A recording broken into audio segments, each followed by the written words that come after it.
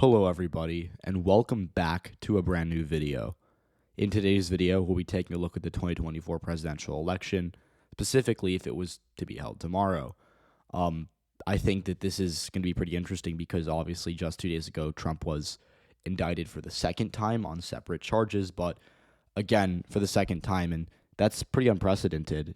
We've never had a former president face this many, you know, uh, criminal charges, and even more, we've never had a former president that's running again, or really a serious presidential candidate face this many charges. So I think that's obviously does not bode well for Trump, but even more than that, it's kind of hard to look at because we've never seen anything like this before. And so that is why I do kind of want to examine what I think the election would look like if it were to be held tomorrow. Again, this is not what I'm predicting to happen in November 2024, but if it were to be held tomorrow, what would happen?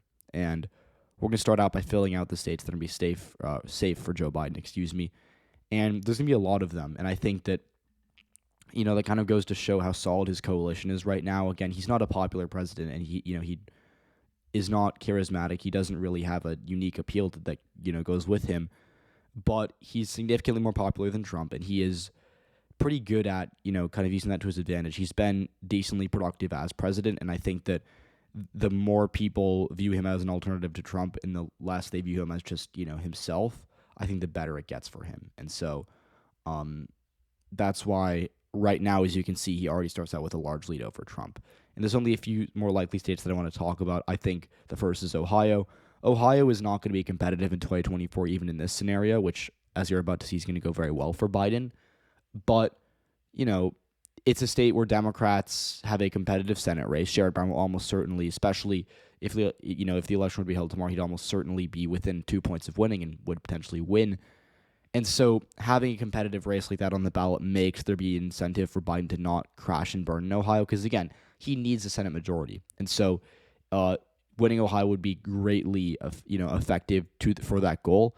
And Biden would, if he believes Sherrod Brown's truly competitive, he would try to do his best to lose Ohio by the least, if that makes sense. Because, again, if Biden loses Ohio by 12, it's a lot harder for Sherrod Brown to win than if Biden loses Ohio by 8 or 9. And so in a scenario like this where Biden is likely to be ahead in a lot of other states and would have the time to focus on Ohio, and, Sherrod Brown would also be doing his own thing, you could see a scenario in which Ohio gets to maybe a 7-point victory for Trump. It still would not be competitive, but Biden would actively try to not get crushed there and thus help out Sherrod Brown. And so that is my one kind of thing for Ohio. Michigan is kind of the opposite. I think Trump in this scenario, again, because tomorrow, if the election would be held tomorrow, right, and if we had a full campaign leading up to this, Trump would know that his shot to the presidency would be very narrow, and it would not include a state like Michigan, which, again, is blue. It's been competitive in the past, but it's a blue state. And so coming off a horrible midterm where they lost the governorship by double digits, lost every competitive House seat, and lost the state legislature for the first time in, since the 1980s. That is not a recipe for success come 2024. And I think Trump knows that, and I think he would not want to touch Michigan. And so that brings us to our more competitive states. And I want to start out again for Trump in Maine's 2nd district. This is a seat that likes to vote Democrat locally. I think that it is certainly right trending, and Trump would not lose it no matter what. But in a scenario like this, the election's held tomorrow where Trump's just literally coming off, getting indicted, and that's, the top of mind issue for everyone. I think Maine's 2nd district falls just below 5% for Trump. He's not really in danger of losing it, but I do think that it falls under 5%. And so that's the one thing I do want to clarify. I also want to put Florida in this bucket. It's, I'd probably say he loses it, or I'd probably say Trump wins it by like 4 or 5 still. But again, Florida likes incumbents. Biden's, obviously the incumbent. I don't think he's going to win Florida or really be competitive there, but Florida has swung historically towards the incumbent, I think, in the previous 5 or 6 presidential elections. So that's kind of a good, I guess, factoid for Biden. We also have to remember that Florida as a whole is a right-trending state, but there are areas where Democrats have been doing weirdly well. Like they won the Jacksonville mayoral race, which was a surprise to almost everyone last month. And so I don't think it would be competitive. I don't think Biden would really try to win it, but it's still a state that I think in a scenario in which the election's held tomorrow and Trump's really down and out, I think Florida falls within 5. And so that brings us to our lean Biden states. And there's going to be a lot of them here because I think that, there's a lot of states that would be swinging towards Biden in this scenario. And the first are Wisconsin and Pennsylvania. That gives Biden to 270, so he's already won. Wisconsin is really rough for Trump in 2024, and it, I think, has been ever since Republicans had a really underwhelming showing there last November. Biden, all he needs to do is just realistically just needs to hold on to the gains he's been making in the WOW counties, which are, of course, the Milwaukee suburbs. And so if he can do that, he will be fine because these are, the WOW counties make up a large portion of the state's electorate. They are very high turnout. They, have historically broken Republican. But as we saw in April, they can play a big role in electing Democrats because Janet Protasewicz, who won the Supreme Court race by 11 over Dan Kelly. Again, this is just this April. She did really well in the WOW counties because she was able to win over a lot of suburban voters who have historically been Republican. And so if Biden can do that in 2024 against Trump, which, again, I think is actually likely, especially in this scenario where, again, Trump has just been indicted, it's really hard for him to win Wisconsin. He can do better with working class voters, but the suburbs are really what matters here, and there's no way he's doing better there. Pennsylvania is even worse for Trump because not only does he have to, because the thing with Wisconsin is that the suburbs are only now turning blue. In Pennsylvania, they've been blue, and they are getting worse because in November, we had a competitive Senate race, which Republicans were actually favored to win. They lost, obviously, but the theory was that Dr. Oz, the Republican candidate, was going to do better in the suburbs than Trump did because, A, he was more moderate, and B, John Fetterman was not a candidate for the suburbs. Fetterman was a working class candidate. And what happened was Fetterman did really well with working class voters, but he held his own in the suburbs. He did fine in the suburbs. He, actually did better than Democrats have historically done in Senate races in Philadelphia in the suburbs. And so with Dr. Oz not even being able to make a dent on the Democratic, vote margins in the Philly suburbs, Trump is in a worse position, times 10. And so with the suburbs of Philadelphia being as big as they are, it's going to be really hard for Trump to overcome that no matter how well he does ever well. So Pennsylvania, to me, really hard for Trump to win. And then going down to Georgia, Georgia is also difficult because, like Pennsylvania, the suburbs are so important. But unlike Pennsylvania, they're growing faster, and they make up a much bigger proportion of the state's electorate. I don't know exactly what the percentage is, but I think for the past couple of years, the Atlanta metro area has made up over half of Georgia's electorate. And that number keeps going up because more people are moving into Atlanta. And that is really bad for Trump because he needs to be able to offset, whatever margin Biden's getting out of the Atlanta metro area with rural gains. And he can't do that if the Atlanta metro area is getting bigger and bigger and the rural areas are making up a smaller and smaller proportion of the electorate.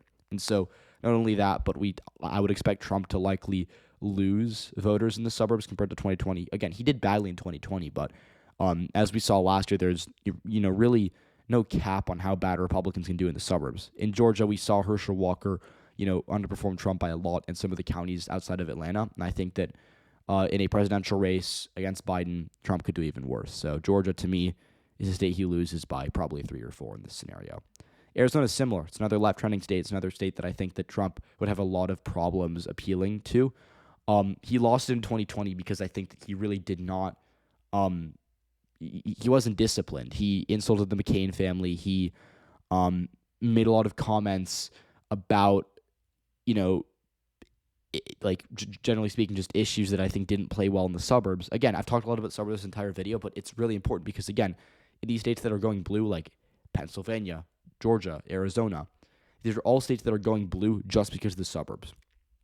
Phoenix, Atlanta, Philadelphia, these are all cities that have, massive metro areas, sprawling all across, their regions of the state. And so when Biden is doing so well in an area as big as the Phoenix metro area, because again, Atlanta, Georgia is a massive metro area. Phoenix is even bigger as a percentage of the state because outside of Phoenix, it's outside of Maricopa County, which is essentially Phoenix's metro area, there's not much to make up, right? Trump can do okay in the rural areas of Arizona, but rural Arizona is nowhere near as big as even a few of the suburbs outside of Phoenix. So again, if he's losing 5-10% in the suburbs of Phoenix, he'd have to make that up by doing 20% better across rural Arizona, which just isn't possible. And so again, unless he can find a way to do better with voters in the suburbs, which, as we know, is really hard for him. It's been hard for Republicans for the past 3 or 4 years.